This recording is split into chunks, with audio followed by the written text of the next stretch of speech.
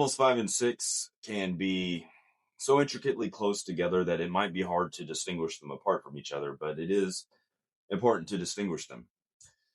Now, if we look at level 5 and we use the verse from Romans chapter 10, verse 9, where it says that if you believe, or actually if you confess with your mouth that Christ is Lord and believe in your heart that Jesus was raised from the dead, that God raised Jesus from the dead, then you'll be saved. That level 5 is kind of a translation of that right there. You can think of that as like a conception moment. Like when those two things happen, those two things come together, kind of like the sperm and the egg, there's a conception. Okay. Now, level 6 is more along the lines of implanting into the womb. Okay. It's the first steps, the first things that need to come after this conception happens. So if level 5 is a commitment that I'm just going to decide that anytime I maybe don't understand my own identity, or if I don't understand something, I'm just going to default that Jesus is correct. And I'll take my learning and instruction from Jesus. Then level 6 would be, what is the first step that Jesus would have me do? Okay. And to take that first step is level 6. So to put it another way, let me just identify what the first step would be. Now, if we look at what Jesus actually called us to do, where he said to the disciples, hey, go and teach others to obey what I commanded you. Okay, teach them to obey. That doesn't necessarily mean to just break out the scriptures and just start teaching all of the lessons and everything. It means to teach them how to obey. Okay. So the first thing that you need in order to obey Jesus is, like he said, you have to deny yourself. You have to take up your cross and follow him. All of the other lessons are kind of built after that, or come after that. Okay. The first things first is to deny yourself, to take up your cross. And how do we do that? Okay. What does that look like when we say we deny ourselves? Well, here's a picture for you. Here's an answer for you. Now, there may be other answers. There may be other ways to teach any of the lessons that I'm teaching. But here's one. And like with all of the others, those are examples too. Like with, level 1, to realize that I don't even know my own identity. Others would say, no, you got to realize that you're a sinner. All right. Well, it's kind of the same thing. All right. Because a sinner's lost. And if you don't even know your own identity, you're lost. So it's pointing to the same thing. It's kind of teaching how to obey, right? So the first thing that we would do after level 5, the first step we would take is to forgive, and also to forgive preemptively. Okay, we want to forgive ahead of time, right? The reason why we say forgive ahead of time is because Christ teaches us that in the way we forgive, we will be forgiven. He also teaches that if you want forgiveness, you need to forgive. And you need to forgive in the way that you want forgiveness. And so how do I want forgiveness? Remember in level 5, I was saying that, hey, you might discover something in the future that is sinful, and, you'll need to deal with that. Well, it's kind of the same thing with your own, forgiveness. If you are asking for the Lord to forgive you, then you also want him to forgive you of those future sins, those things that come in the future that you don't even know of today. Maybe there's something that's active in you that is sinful now, and you don't even realize it. But then after walking with the Lord, you come to realize that this thing is sinful. And it's like, oh my goodness, this whole time after level 5, after I've committed to the Lord, after I've given up my own, identity and all of that, and accepted the Lord's identity for me, now I've come to realize that I've been sinful this whole time. And what do I do about that? I mean, yeah, I can ask for forgiveness for the things that I did up to that point. But the question remains, what about the future? Okay, what about those things that I don't even see happening today? Well, I'm going to want the Lord to forgive me for those things in the future. And that's how we need to be forgiving people. We need to be saying, you know what, for anything that someone might do to me in the future, I'm committing right now that I will forgive them, that I'm committing to forgiveness.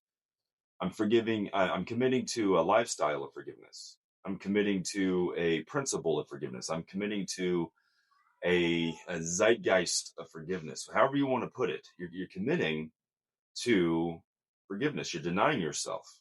Now, when it comes to forgiveness, there's another thing. There's another piece that's in play there. It's called justice. Okay, when we're done wrong, we naturally want justice. We seek justice. Even if you're a true victim, you didn't do anything wrong at all to deserve it, and here you are, you become the victim of something, and you deserve justice. Well, forgiveness means that you give that justice over to the Lord, that you allow the Lord to enact the justice.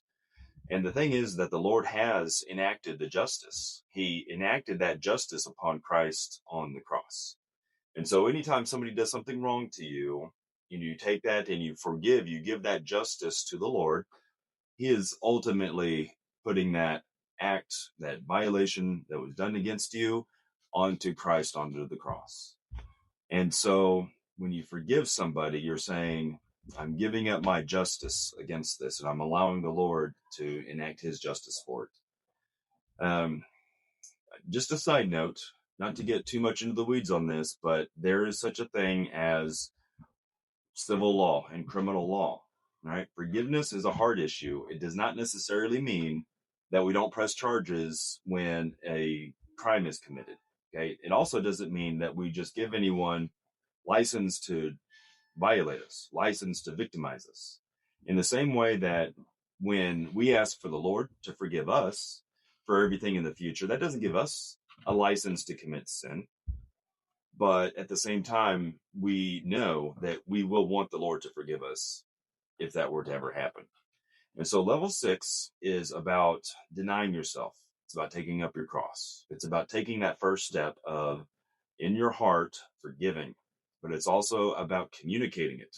All right. So level 5 and 6 are kind of connected, and we're using Romans 10:9 as kind of a translation here. So that first step is two-part, So you got to forgive, and forgive him implicitly and forgive preemptively, but you also need to confess. You need to communicate. However you communicate, you need to use your communication to tell people what you have done, what you've decided, that you have declared Christ as King. You have declared that you do believe the resurrection. You're declaring these things about Jesus, and you're saying, you know what?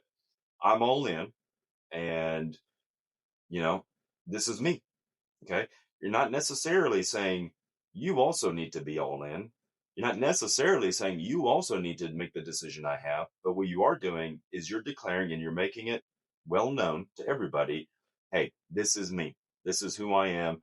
I am reborn and resurrected in Christ. So that's level 6.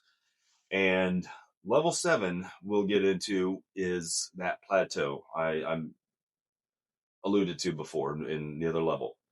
Level 7 is more along the lines of how do you walk? What is the way to walk? It's not necessarily an achievement like these others. These other levels have been a kind of achievement. Okay, a declarative thing that happens. So, like in level 6, the declarative thing that happens is that we say, "Boom! I've committed to forgiveness. That's over and done with. That's settled." It's boom, I've communicated my decisions and my beliefs, and that's done, it's settled. Level 5 is I've committed to allowing the Lord to rule and reign over me. Level, 4 and all the others, it's all the same thing. It's all a kind of achievement. But level 7 is going to be an ongoing walk. And that's where we're going to end the coursework. But of course, the Lord will finally take us to new levels, because that's just what he does. He takes us from level to level, from glory to glory, teaching us more and more and making us more and more like Christ. So we'll get to that level when we get to that. But for level 6, if you have any questions, if you have any concerns, if you have any clarifications, this is where we get into the community. We ask those questions. We join the post discussions. We create our own discussions, and we flesh this out. But we want to be transparent and vulnerable. about where we are as people. We don't want to lie to ourselves. We want to be intellectually honest. And so if we have not really achieved level 6, then let's talk about it. Let's be in the community and let's get you on level 6.